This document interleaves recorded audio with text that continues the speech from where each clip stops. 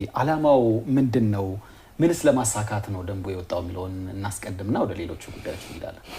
እሺ አመሰግናለሁ። እንግዲህ አዲስ አበባ ከተማ አስተዳደር የከተማዋን ሁለንተናዊ ብልጽግና ለማረጋገጥ የተለያዩ ተግባራቶችን እያከናወነ እንደሚገኝ ይታወቃል።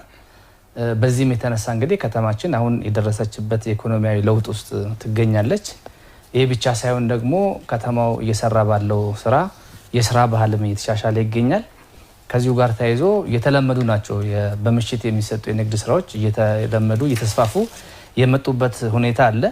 ነገር ግን ይሄንን አሁን ከተማዋ ከምትፈልገው እድገት አንፃር ተወዳዳሪነቷንም የበለጠ ከማጠናከር የስራ ባህሉንም እንደዚሁ አጠናክሮ ለማዳበር አስፈላጊ በመሆኑ ወጥነት እንዲኖረው አሁን በየቦታው የሚሰሩ የምሽት ስራዎች ዛሬ ተለመዱ የተጀመሩ አይደሉም። ቀድሞም የነበሩ የምሽት ስራዎች አሉ። እነዚህ ወጥነት እንዲኖራቸውና ተጠናክሮ እንዲቀጥሉ የከተማዋንም ስታንዳርድ ከሌሎች ዓለም አቀፍ ከተሞችም ጋር ተወዳዳሪ ለማድረግ ታሳቢ ተደርጎ የወጣ ደንብ ነው ማለት ነው። አፈጻጸሙ እስካሁን ያለበት ደረጃ ምን ይመስላል? ያጋጠመ ተግዳሮት ካለስ? እስካሁን ድረስ አፈጻጸሙ ያው ውይይት ላይ ነው ያለነው።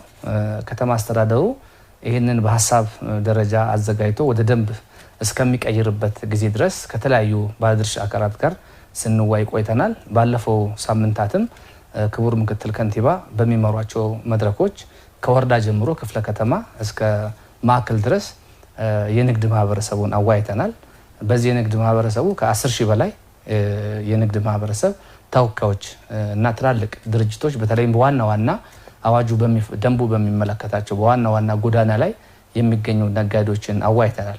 እንግዲህ እስካሁን ባለው ሁኔታ ትምህርት ላይ ነው ያለነው፣ የማስተማር የማስተዋወቅ ነው። ወደ እርምጃ አልገባንም።